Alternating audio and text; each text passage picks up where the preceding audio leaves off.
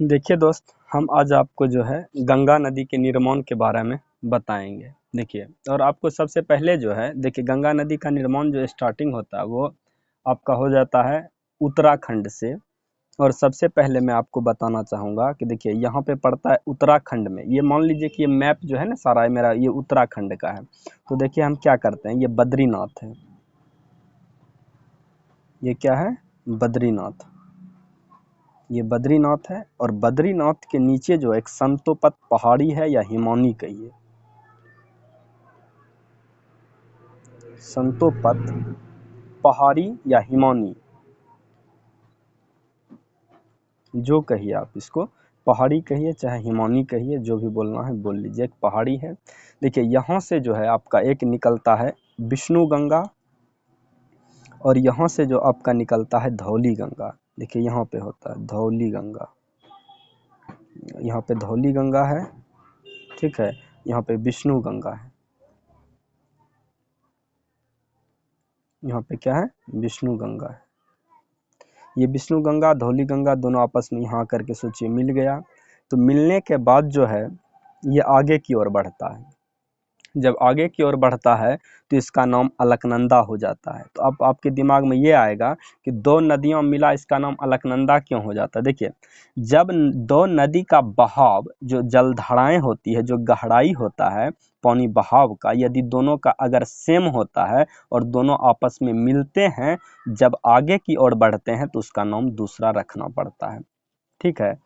और फिर हम आगे की ओर बात करते हैं। देखिए यहाँ से एक नदी आती है नंदाकिनी नाम की, नंदाकिनी, एक नंदाकिनी है, एक नंदाकिनी नदी है जो यहाँ से आती है, जो यहाँ बह करके मिल जाती है।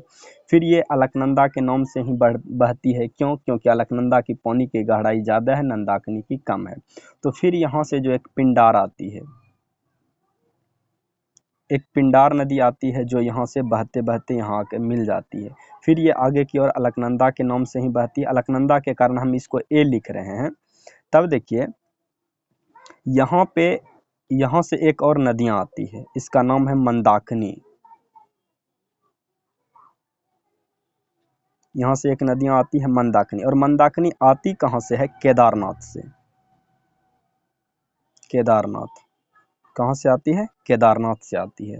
और फिर ये आगे की ओर बढ़ती है, किसके नाम से? अलकनंदा के नाम से। फिर यहाँ एक गंगोत्री से, गंगोत्री ग्लेशियर या हिमानी बोलिए, हिमानी, गंगोत्री हिमानी से जो है एक नदियाँ यहाँ से बह करके आती है, जिसका नाम है भागीरथी। क्या नाम है? भागीरथी। एक भागीरथी है, यहाँ से आती है और यहाँ आकर के मिल जाती है इसमें। और एक यहाँ पे भिलंगना नदी है, भिलंगना,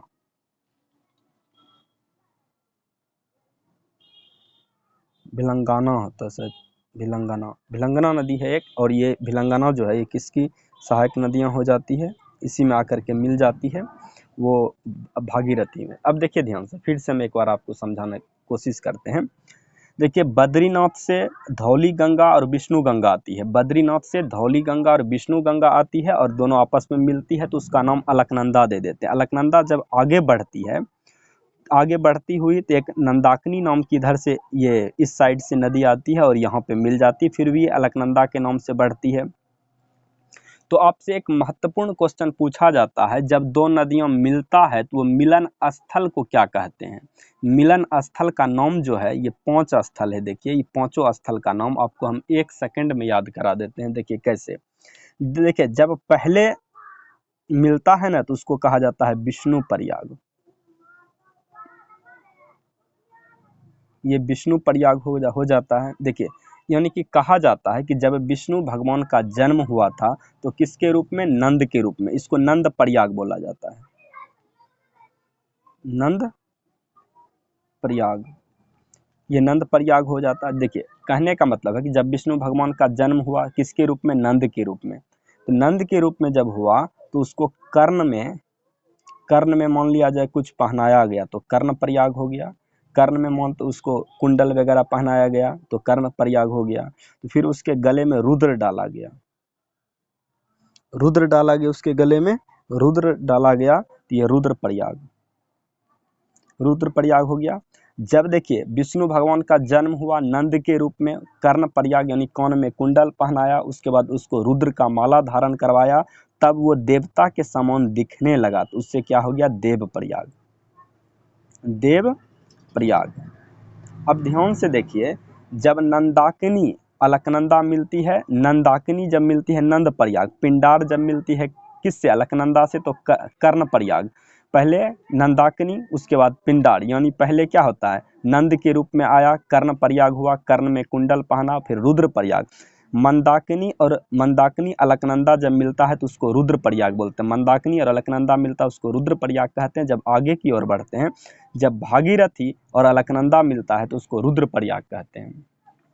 अब यही नदियां जो है आगे की ओर चली जाती है, यही जब चली जाती है तो इसी का नाम क्या दे देते हैं, गंगा, इसी का नाम क्या दे देते हैं, गंगा रिवर, यही कहलाता है गंगा माता।